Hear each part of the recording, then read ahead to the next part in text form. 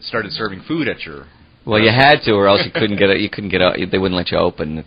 I was never interested in the food and beverage stuff. It's interesting because when we first opened, we had no liquor license, and that was considered an absolutely insane and suicidal thing to do.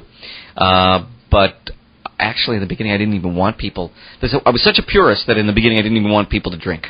I wanted them to have a clean mind, and I'm a teetotaler, by the way. Just so you'll know, I like to have a clear mind. So I couldn't understand why anybody would want to drink and then go to a play or go to a show. It didn't make any sense to me. Finally, 2 or 3 years afterwards, I sort of succumbed to public pressure, and I did open up the bar next to YukYuks, which allowed us to serve alcohol in the showroom. But in the beginning, we served alphabets and milk. And we had a junk food platter that was famous.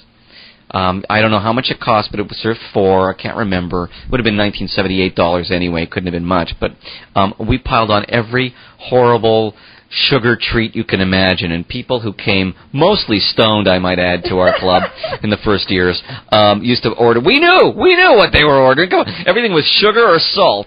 Would you like some sugar or would you like some salt? In fact, I originally wanted to arrange the menu in two columns. One would say sugar and one would say salt, and then we'd just have whatever was sugar-based and whatever was salt-based. But we had pretty funny names for the menu in those days because we thought that the joke should sort of start the moment you walk in the door, which is why in the beginning we had the chain that you had to stand behind before you got seated was a chain of rubber chickens, all with their noses in each other's asses. Even today, when you go to the new YukYuks, the fancy one on Richmond Street, the door handles are beautiful brass rubber chickens that you open. Oh. Yeah. And we're starting to put those in all our clubs, those rubber chickens. Custom made? Yeah, it's a custom thing. The expense is getting the mold made. Once you make the mold, each subsequent one is not that expensive. But the original ones were, they were a lot of money. But then you want to have rubber chickens everywhere. Well, no, you don't want to overdo the joke. You used to have a joke in the bathroom. Yeah. A little peephole that people could look in. Yeah, it was actually a double joke. There was one in the women's, one in the men's. And the peephole would say...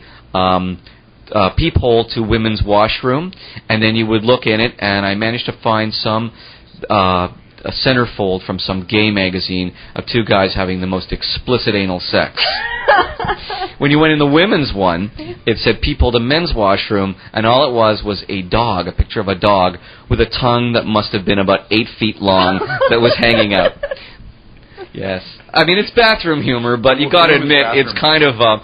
there's a commitment to that kind of bathroom humor. Right. Yeah. We also had the bathroom tapes, the famous bathroom tapes.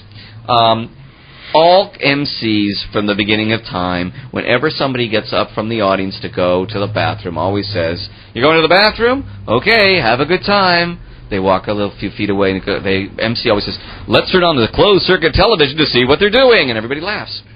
Well, we actually did it. Except we didn't have an actual closed-circuit television. We created the illusion of that. We had a monitor in the club, but we had a VCR, and I had pre-taped a woman and a man sitting on a toilet.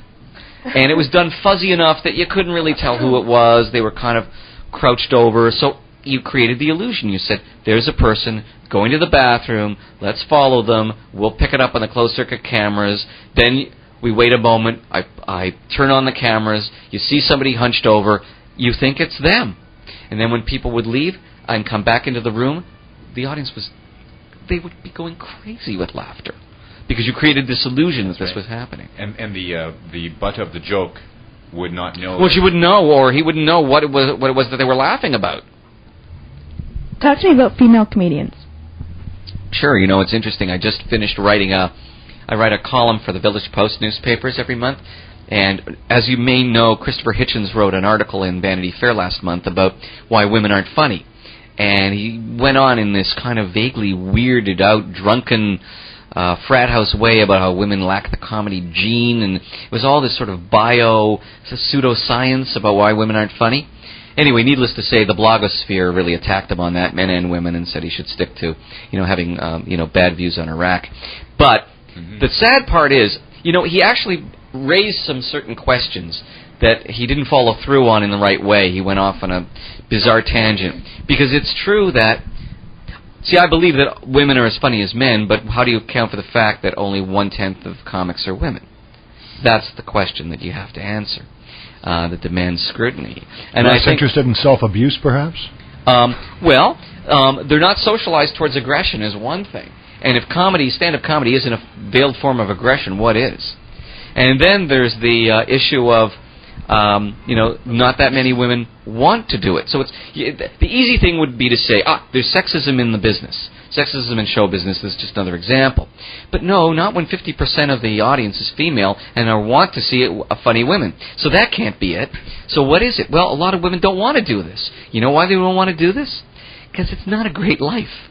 Much of it is self-debasing. Much of it is self-debasing, and what about the actual life of a comic? Think about what it is. Now, if you're 20 years old and you're a guy, and I tell you that your job for the next while is to go to these towns and you're going to eat junk food, you're going to sleep all day, you're going to stay up all night, you're going to have inebriated sex with women you don't even know, they'd say, where do I sign up for this? Guys are all for right? it. I'm right there. Sorry? I'm right there. Yeah. Now, if you told that to a woman at 20, this sounds like a vision of hell for most women. Sure. Very few women can handle that kind of rawness of their lives. And believe me, at the bottom, this is a very raw business. It's not elegant in any way. It's not fun in any way. The actual process, the mechanics of it. It's driving 3 hours to make $100. And it's so much